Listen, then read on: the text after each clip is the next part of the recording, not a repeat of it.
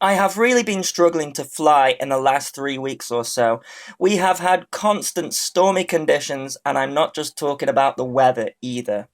For today's review, I'm first going to visit a local retail store to check out the prices of their drones. I was quite surprised at the number of popular quads being sold in this small retail store. I'm not sure if that is a good thing or bad. You can just walk into this store without any license, any experience, pick up the most expensive drone and go and fly it wherever you want. There were plenty of people going in and buying them. Here we have the Glimpse XL. This one is being sold for £300. Next to that, we have the Bebop drone costing £240.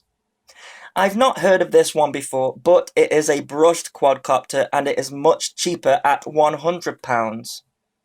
The Phantom 2 Vision Plus is £429. The Phantom 3 Professional is £950. Here we have the H107D Plus, which has brush motors. It is £160 in this shop.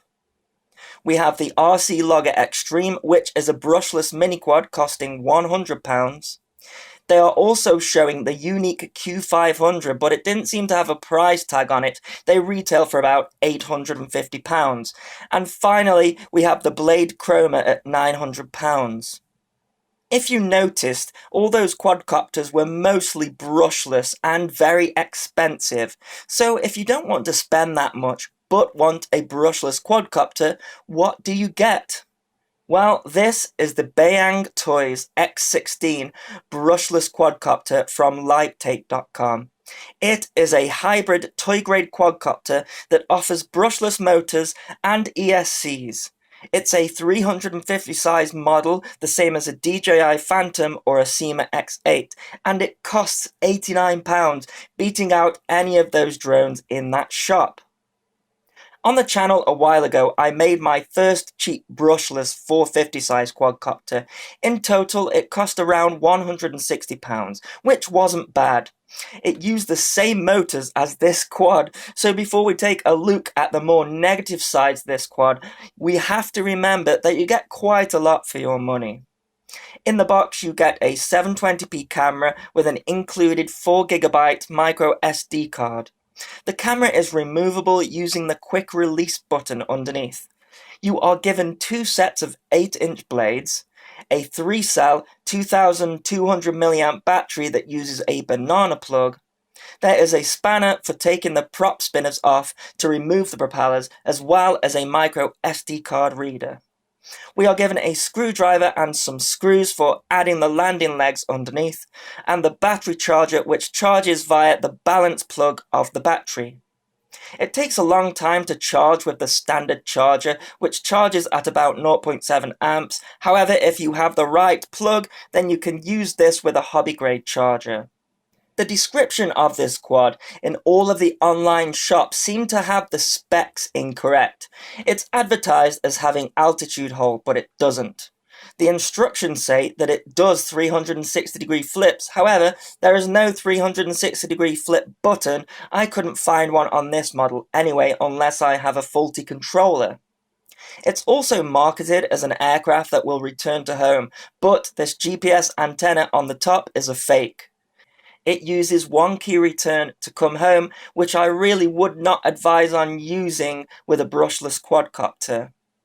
I was really skeptical about this quad. It does feel like it should be a brushed quadcopter, as every other feature it has is toy grade.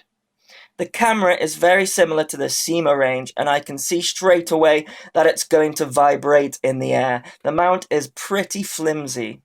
Sometimes, toy-grade quadcopters are unpredictable when it comes to control range and dropouts and flyaways, etc. This is something that you really don't want to have with a brushless quadcopter, as there is so much more power being produced from these motors compared to a brushed quad. However, I will judge this on the flight. The quad has an on and off button underneath, which is unusual because all it does is power on and off the flight controller. The ESCs are active as soon as the battery connector is connected, so you can't leave the battery plugged in and then power off the quad using the button because it is still powered with the battery connected. Onto the transmitter, which is toy grade similar to the Sima X8, and it has come in mode 2. It takes 6 AA batteries, which seems a bit excessive to me, and you might notice that my right control stick is glued on. Now I think this was about 90% my fault because I am very heavy-handed. I went to arm the quad in the normal way and one of the sticks snapped off in my hand. I don't think this would have happened with a hobby grade transmitter, but I still think that I have to take the blame for that, and be warned that this can happen if you push too hard like I always do. I glued it back on and it works fine. I have some spares lying around somewhere. You can unscrew the plates over the top and replace them easily. I wonder if they have done that because this happens quite a lot. Onto the controls, and it's recommended that before you fly you calibrate the accelerometer. I didn't have any problems flying without doing this, but to do that you hold both of the sticks down to the right. It's also recommended that you calibrate the compass for headless mode, but I never use headless mode anyway, so to do that you hold both of the sticks to the left for a couple of seconds. The top left shoulder button is for 2 different rates, low and high.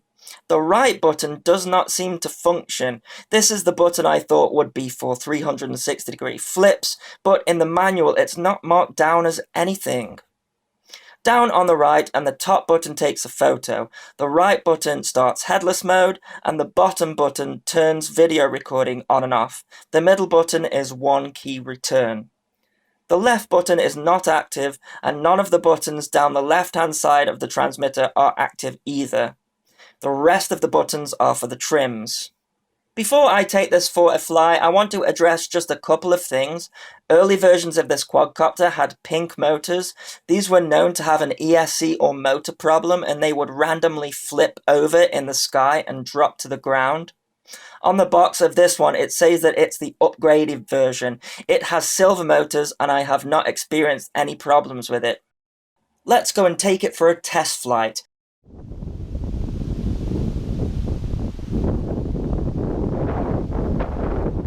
You might notice that I have got a different camera mounted underneath than the stock camera. I will talk you through that a bit later. As mentioned earlier, I was really concerned about the safety aspect of this quad, but after flying it around it feels really solid. I didn't experience any dropouts or range problems. It's also really quiet as well. These 8-inch props are sized perfectly for it. Incidentally, the motors use the DJI keyhole system, so if you are looking to add different propellers, they will need to be the keyed hole versions, just like the ones I used on my cheap 450 quad. As I expected, the stock camera quality is lacking with Jallo on the picture. You could fly it at dusk to eradicate a lot of that, however, flying opportunities are between rain clouds for me at the moment, so I don't have that luxury. Despite the Jallo, the quad flies incredibly well. It's really stable, and today we have gusting winds of 18 miles an hour, which are too much for the low rate, but the high rate handles it no problem. Of course, as this is a brushless quad, there is bags of power. On a punch-out test, the quad quickly disappears into the sky, which will lead you to ask a few questions, no doubt. Can it carry FPV? Will it carry an action cam? Or can it even carry a gimbal? To those questions, I say yes to FPV very easily. In fact, there is so much power with this quadcopter. An action cam, yes, but you will need to find a way to mount one. We will look at that a bit later. As for a gimbal, I would say, well, yes, but only a very lightweight one, such as the Walkera 2D gimbal, for example. I'm getting a 11-minute flight with the stock setup, so with a gimbal added, it would be less. However, you would not be able to change the pitch of the gimbal in the air as there are no spare channels to connect to. You get a nice and clear LVC warning via the LEDs on the quadcopter, which start to flash and it's time to land. So the camera footage wasn't great there. Let's see if there is something that we can do to improve that.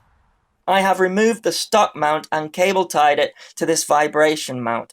I got this from RC Flight Test. Unfortunately, they don't make them anymore. However, if you look online, you can make something similar using cable ties and credit cards. I have then attached a mobius camera to the bottom of it using a tripod screw, and then that slots back into the stock mount. So let's go and take this for a fly. The extra weight doesn't affect the flight characteristics at all, it's very well tuned. I'm still getting some vibration issues on the camera, but it is much better than the stock camera. The Mobius camera is a bit outdated now, and it is susceptible to jello in general. I would have been better off using the Foxia Legend camera, which no doubt would eradicate the rolling shutter noise. However, I don't have a tripod mount for it. Flying at dusk, again, will also fix this problem. However, as I mentioned, I'm flying between storms at the moment. It's actually raining in this flight, and the Mobius is under cover of the aircraft, luckily, so no drops of water got onto the lens. I wouldn't recommend flying any quadcopter in the rain. I am taking the risk here.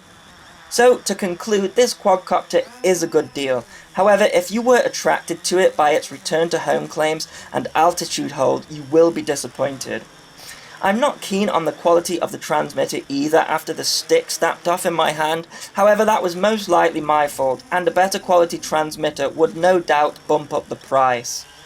I think this quadcopter is more of a platform to modify and add your own camera to, and play about with it for those who don't want to spend a fortune on a brushless quad or spend the time on building a custom one. If you are a Deviation TX modder, then the Bayangtoys protocol has been hacked by the guys at deviationtx.com. So if you really want to turn this into a hobby-grade quadcopter, then you can. But that will require a lot of soldering, which you probably don't want to do if you are buying this quad anyway.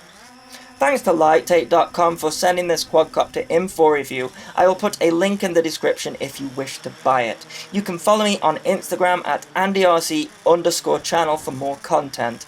As always, thanks so much for watching. Please continue to subscribe. Cheers.